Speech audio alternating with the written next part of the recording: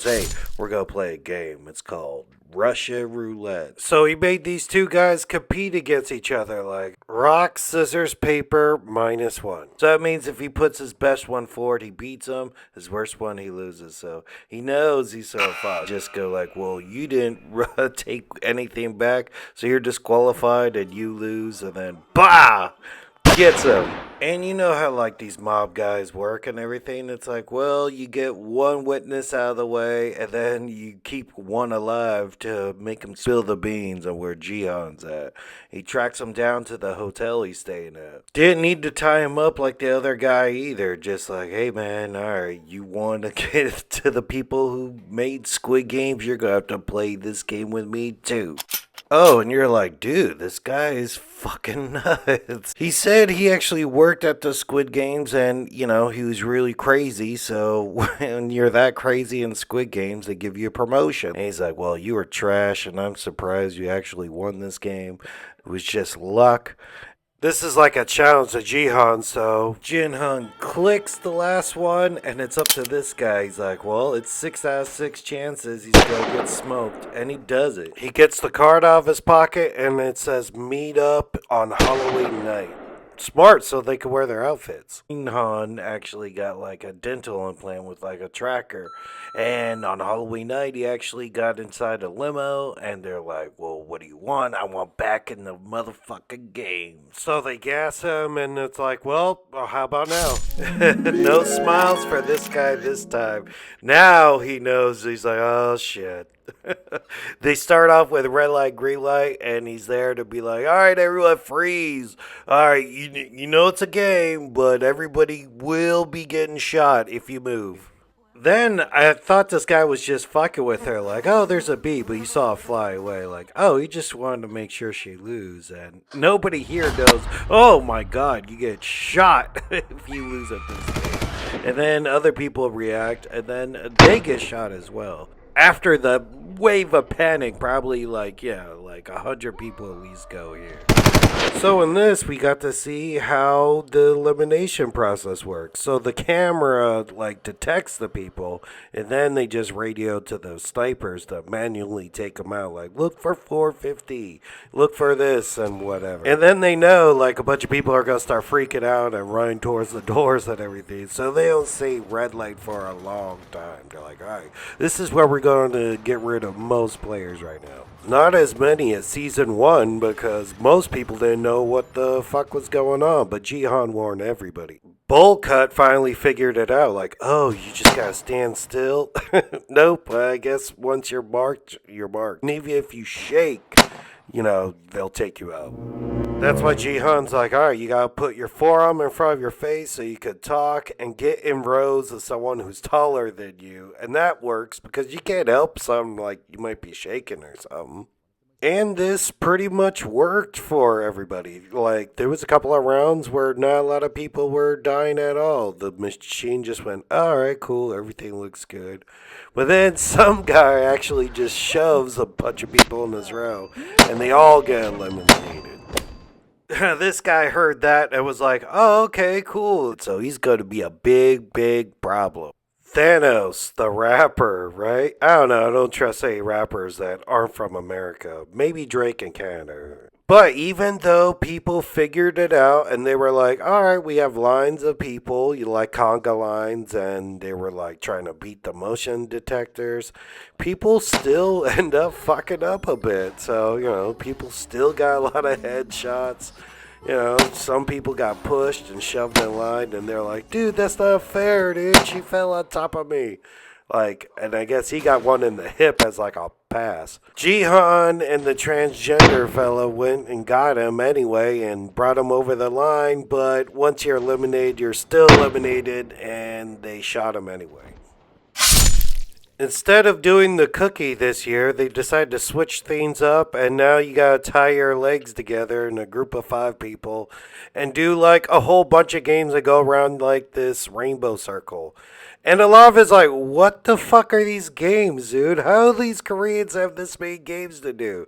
It's like, kick the thing with your foot, little marble thingies, hit that thing with a stone, and if you don't do it, you die. And we all know that first game because that first game is what they did to recruit you. So you take like 2 envelopes and whack it and hope to flip one over. Easy enough. I would choose that game, man. It seems like I could do that shit, but I don't know, man. You only got 5 minutes to complete all of these, and the first team is like, all right, throw this rock at this tombstone.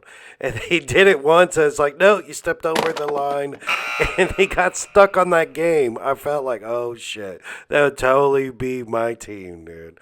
Like, man, we gotta do 4 games. We can't even get past the second one. And at that point, you go like, all right, dude, fuck it. I'm gonna rush the guards, but all your legs are tied together, so no, man. You're just shooting fish in a barrel right here, dude. A whole bunch of teams failed before like one team actually got it right. Even some teams are like, all right, dude, we're about to cross that finish line, but no, man, you technically didn't make it. All you need was like 3 more seconds, 2 more seconds. They fell right before the finish line. The first team to do it was like an old lady team, and you're like, well, I guess if they could do it, it's up for everybody else.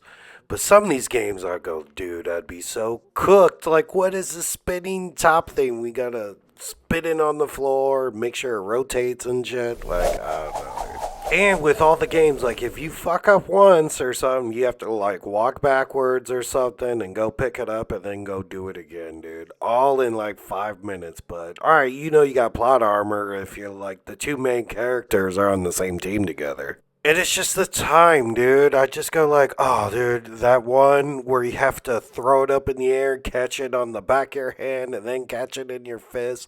Like, shit, dude. I'm still seeing it, and it still would probably take me like an hour to figure that out.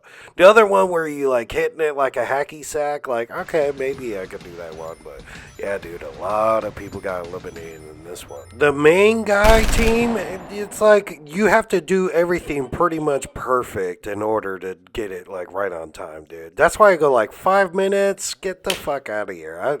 Like 10 or 15 or something like that. Or if they remake this for like American audiences, dude, it would be like, all right, throw a football through a tire or some shit, like stuff that we know.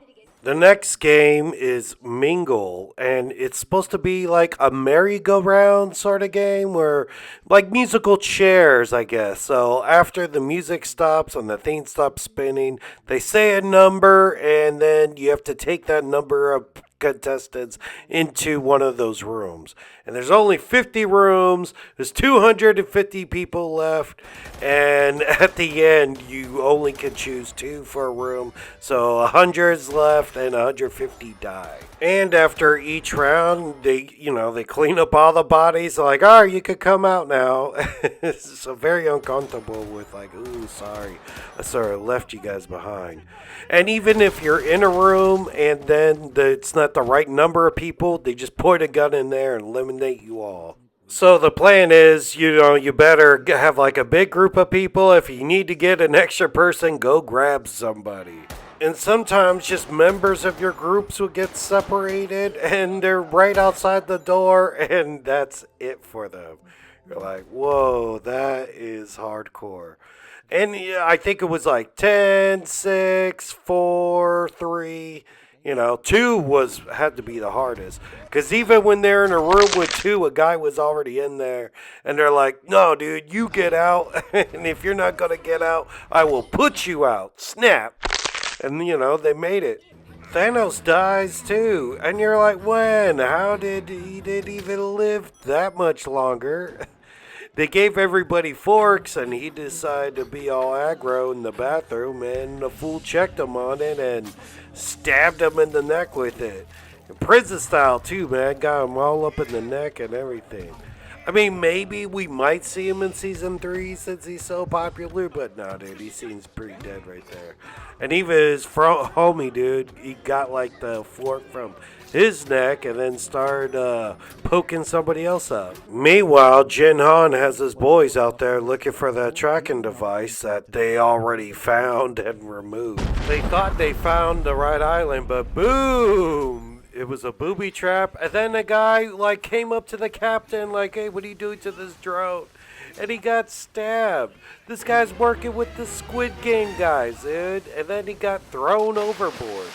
So, yeah, you're like, oh, they'll never find that island now. The vote to stay or go was tied, so that night there was an ambush. A very violent ambush after they gave everybody forks, so I guess everybody got poked up with forks. But they should have known better too, dude. Like, yeah, somebody, they're going to probably attack. Because the O side are a bunch of pricks. The prize money gets split between everybody if they quit, and it's up to like $250,000 USD. Like, I don't know, man. You can't really buy a house here, but you could probably buy a mansion in Korea for that. Just quit at this point. But Jihan's crew actually came up with a plan. Pretend to be dead, and then we'll ambush the guards afterwards. Dude, that death was hard too, dude. He just like saw his girlfriend get stabbed up. And you did nothing, you wiener.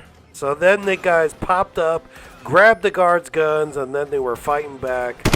And yeah, that's why even like prisoner guards are careful where they take guns inside of a prison. Now the show's totally gone into like, oh, it's just an action movie now. They were like, all right, let's take it to the guards who are holding us here. Hey, man, but the guards are sort of grunts like you, dude. They're just doing it for the paycheck and the money. Jihan and his boy were working their way up all the way to the management office place where they wanted to see the Max frontman. But the Max frontman was always been number one anyway. So you're like, well, maybe he actually turned sides and on their side.